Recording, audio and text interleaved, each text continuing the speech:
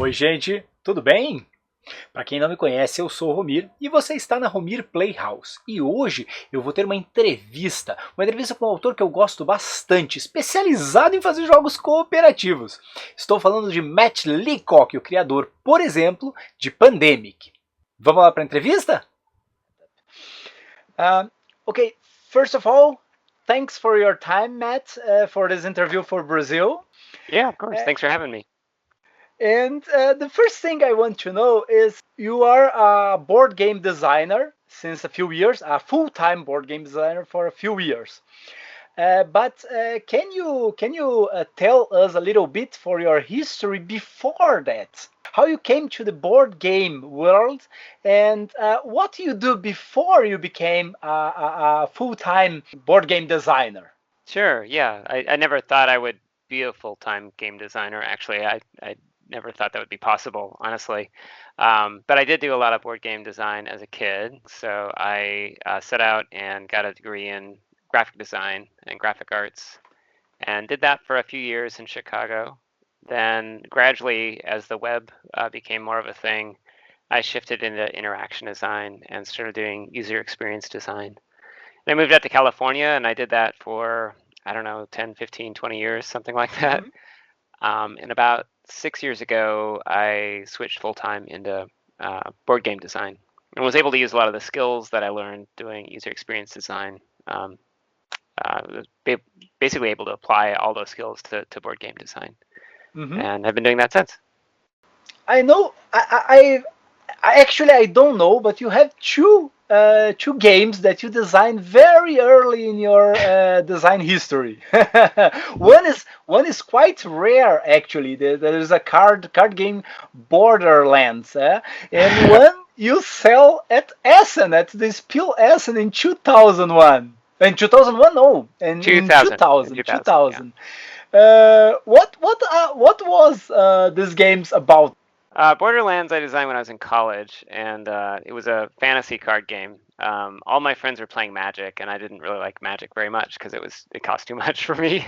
But I could make this game, and I ran off 120 copies of it. The game was not very good. It took a long time to play, but it was a lot of fun to make. I worked with some good friends to do all the illustrations on it, and I was able to keep the cost pretty low because I was working at a company doing graphic design at the time. So yeah, there aren't very many of those. There's some in my attic still. Lunatic's Loop I worked on for years and years and years. It's a car racing game, kind of a blind, it's sort of like a blind action selection. You take your action, everybody else takes an action, you all reveal. And whatever you select moves your cars forward on a race. And it's a little bit like a Mad Max kind of race. You can shoot at each other and drop attacks and mines and that sort of thing.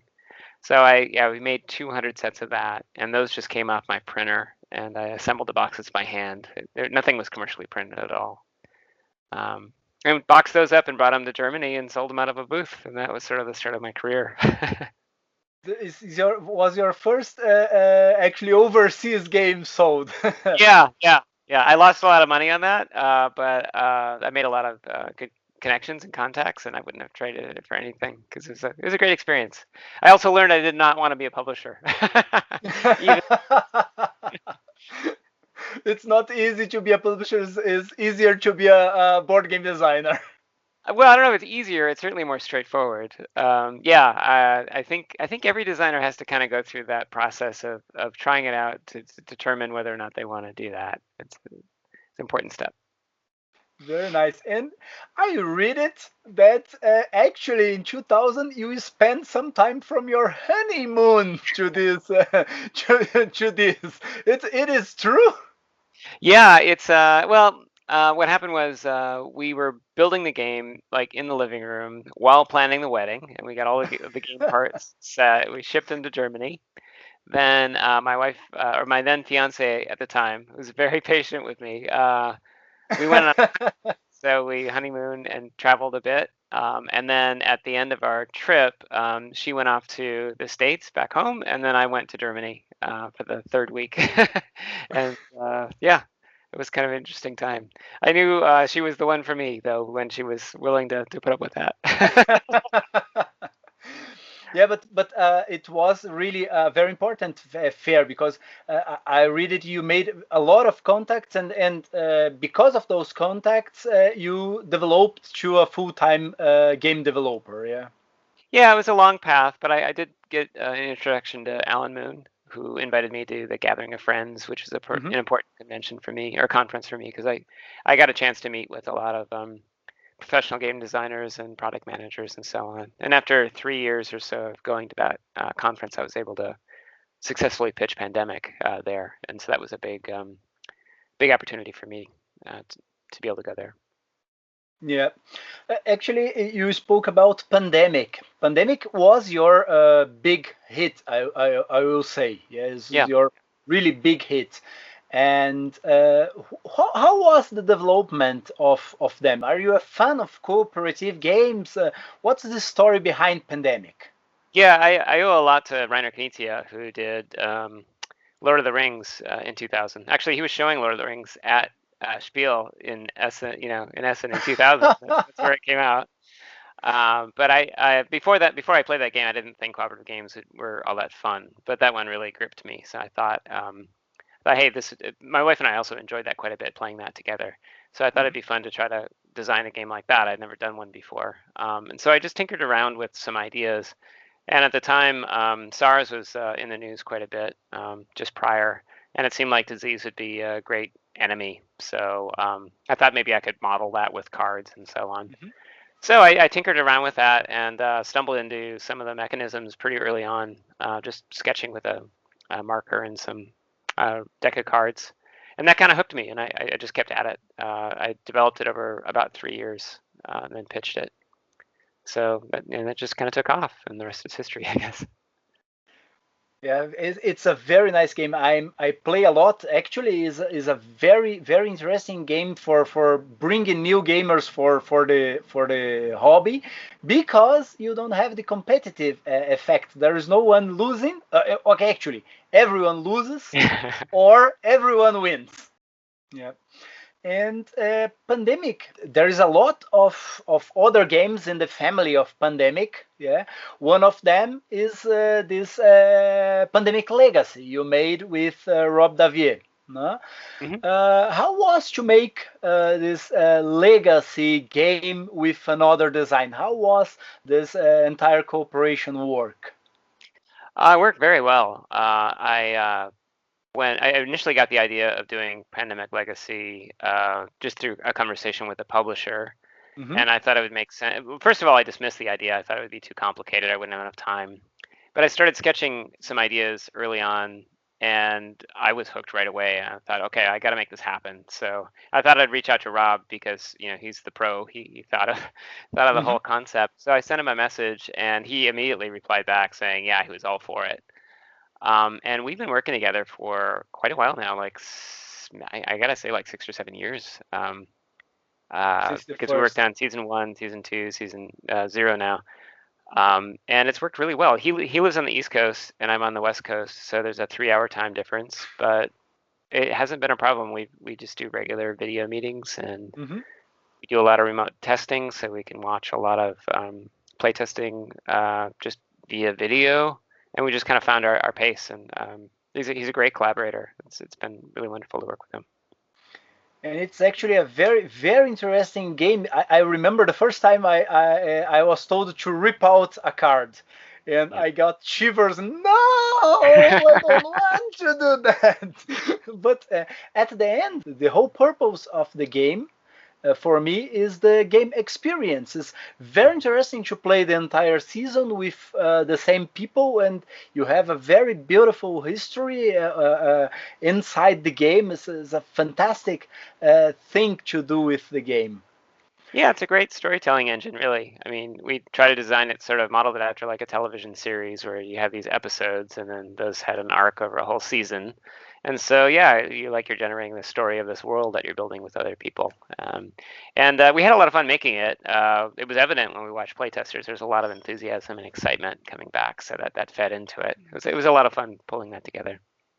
It was always a trilogy idea because the first and the second, the covers make the clock, Mhm. and that tends me to say that the first and the second season were planned from the beginning, but now the third one is coming out, the season zero. It was from the beginning planning to be three of them, or even more of them, or no, it's the idea that come later. Well, when we started, the idea was we're going to do one and see how it goes. We were fairly far along when we saw a box comp from the publisher that had season one on it. I looked at Rob and I said, "I guess we're doing more." Yeah, I mean, we had talked with the publisher about doing more, and three seemed like a really good number. So it was fairly early on we were thinking about that. But when we saw season one on there, that really drove it home that, oh, okay, I guess we're doing more. We started on two, I think. You know, what happens is you design the game and then you hand it off to the publisher, and the publisher does all their work. Hmm. And we took a little bit of a break, but then we started up on two before one was even out in the market.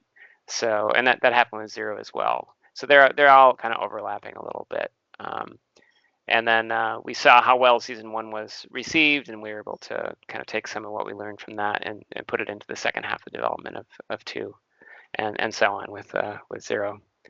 But yeah, the box design was from the Z-Man Studio came up with that very clever idea of making the clock. Of the clock, yeah, and the two box from each season is very nice. And what can you tell us about season zero? We are expecting actually a season three, and then we have a season zero, a prequel. Well, if you know anything about season two, it happens, it's a post-apocalyptic world that you're kind of knitting back together to some Hmm. extent. And it didn't make sense to us to really go even further in the future because we're so far in the future already, and you kind of Uh-huh. have a resolution there. So we thought it'd be fun. What if we go back to the origins and write kind of an origin story?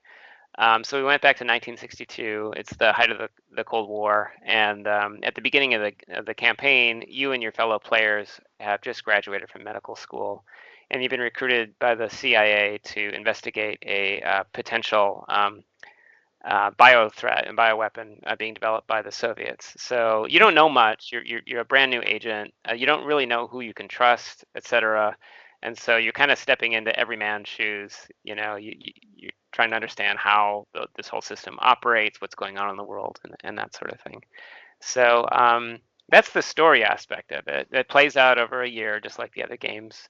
Hmm. But you're a secret agent. You've got multiple aliases, so you get a little passport with little stickers you can put on that represent your disguises, and you recruit covert teams in the form of these little vans that drive around the world and Hmm. accomplish little missions for you. So there's quite a bit that it's integrated in with the story. But it's also a fresh take on many things, so it's not going to feel like season one or season two so much. Hmm. It's a new lens. But underlying all of it is pandemic, so you can get up and running with the game relatively quickly. And I want to talk about another of your cooperative games. I have actually here this one. Oh, great! Yeah, Thunderbird, The excellent. Thunderbirds game. Are you a fan from Thunderbirds? Because it's a game that I bought with the Kickstarter, and I'm a huge fan from the Thunderbirds. Hmm. And there's so much history. There's so much lore from the Thunderbirds in the game, and I want to know a little about the development of them. Yeah, so I got approached by Chris Birch, who heads up Modiphius at Spiel one year, and he gave me this pitch for doing a cooperative game for a TV show from the 60s called Thunderbirds. I had never heard of it before. But he had this little glimmer in his eye, and he was so enthusiastic. And he thought it was such a great fit for a cooperative game. I said, okay, I'll watch a couple episodes and see what I think.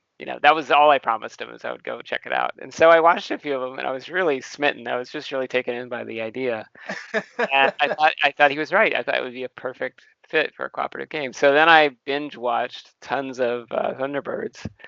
Watched the movies. I've got Thunderbird 2 sitting over here on my shelf. Yeah, I got all the technical manuals. I went really in deep with that. I also had a lot of support from the UK playtest community. Great development help from Indifius as well. and it was just a great community for making sure that we did the property and right, out of respect for all the show's many fans. Hmm. It was a lot of fun to work on. It's the first IP game I had ever done, and yeah, I can see the appeal of it. Yeah, check it out. I'm very proud of the design. I think it really holds up. But actually, from your games, you have much more cooperative games than competitive games. When we think about Leacock, we always have in mind cooperative games.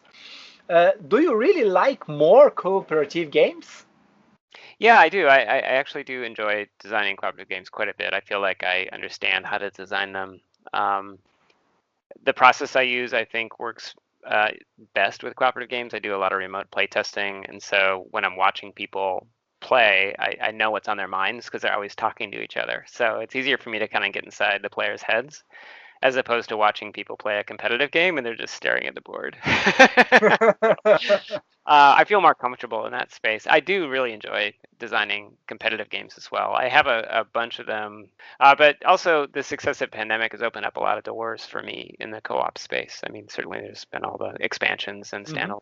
standalone versions of pandemic that have been fun and kind of built my career. So I'm just happy to be known for something, honestly. But you have also some very interesting innovative ideas. For instance, Era. The Era game take the roll and write games to another direction, to a completely new direction. There is no writing in Era. There is roll and building something with the miniatures and so on. And it's a very nice game. Where come this innovative ideas? Yeah, that was a long process actually. So I got approached by Plan B to come up with a new version of Roll Through the Ages, which I had done. I think was published the year after pandemic. It was sort of a roll and write before roll and writes were cool. It did well, but so we wanted to do another age, so I started working on a medieval age for that, and had a fully functional roll and write game for the medieval age that used a pad of paper, and we looked at it and it was fine, but it just didn't really talk to you. You didn't really get excited about it. And so we Mhm. had a conversation about what would happen if instead of drawing everything, you were actually building it. And I had just bought a laser cutter like a month prior. And my eyes went ding. So I got another year to work on development and basically took the engine from the roll and write and looked at all the different opportunities I could take advantage of if these were physical pieces. And I took my love of Lego and games like Cathedral with really beautiful pieces, and I'm like, okay, Yeah, yeah. how can I make this work? So I built these really elaborate prototypes that I could get a sense of the scale and a sense of the tactile quality, and built them and just fell in love with the process and what it could be.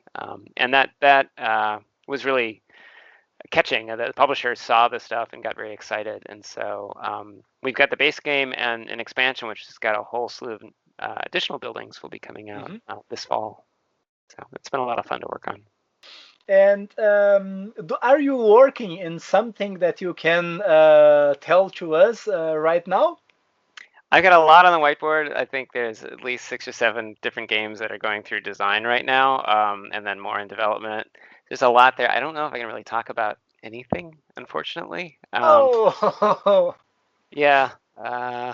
Let's see. I well, I can tease that I have been working on a dexterity game for some time. Just talking ah, about the laser cutter and working on tactile toy-like pieces has been really fun. mhm. So keep an eye out for that. It may be some time yet before that hits the market, but it's been really fun to work with. Just look to explore the toy-like nature of game pieces and not just do traditional cards and tiles and boards and so on, but to stretch and try and experiment in new um, like new materials and different ways you can manipulate things on the table. Because Mhm. that's where board games really sing. That's how they're really Yeah. different electronic games. You like board games before you became a game designer. Do you have a special board game that you liked most, or do you have some games that you really like to recommend to the people? Those are pretty different questions. For the first question, there was a game that I played as a teenager that really made me want to become a board game designer because I just got totally into it. Avalon Hill Civilization really opened my eyes to like how different mechanisms could interlink Uh-huh. and how you could build this whole world and so on. I got very excited about that game, and that really made me want to experiment and try designing my own games. Games to recommend. I like recommending cooperative games more than any. I also play a lot of Kinezia's stuff because it's so tight and so well designed. Yeah. I mean, the things that we've been playing lately, we played a lot of El Dorado recently. I like deck building games because you get to feel creative, and that's got a race element, which I enjoy. So that would probably be my number one recommendation of a game that's not mine. The recent. But and from your games, It's tough to kind of pick one. yeah, I it's hard. think pandemic is probably. I mean, if I had to pick one, it'd probably be that because it built my career and it keeps the lights on and has just delivered so many opportunities for me to continue to experiment with that system. It's so robust. Mm-hmm. I also have a soft spot for Forbidden Island because I know I can hand that to just about anybody, even if they've never played a game. And it's this nice tight package in a tin that you can hand as like a perfect birthday present. Yeah. And the rules are tight, the game play is tight, and even while you're playing the game, you're essentially putting it away as you play it. Mm-hmm, So mm-hmm. that one I think really holds up very well as well. But other ones. I mean, you mentioned Thunderbirds earlier. Just the tactile, the feel of putting the pegs Yeah. in the vehicles and playing with that. It's like this excuse to play with toys. So I think my favorite one though is this one that I'm working on right now because it's such a fun space to work in where you're not only figuring out the game design but you're figuring out all the industrial design aspects of the pieces. And can you tell some message for the Brazilian guys that love your games? Oh, I should say hello, Brazil. Thank you for playing the games. I hope you continue to enjoy them, and looking forward to the time when we can all play together a little bit more. I'd love to come visit your country sometime for sure. And stay safe and look after each other. Thanks, and really thanks for your time. Okay, really thanks for your time. Hey, my pleasure. Thanks for having me.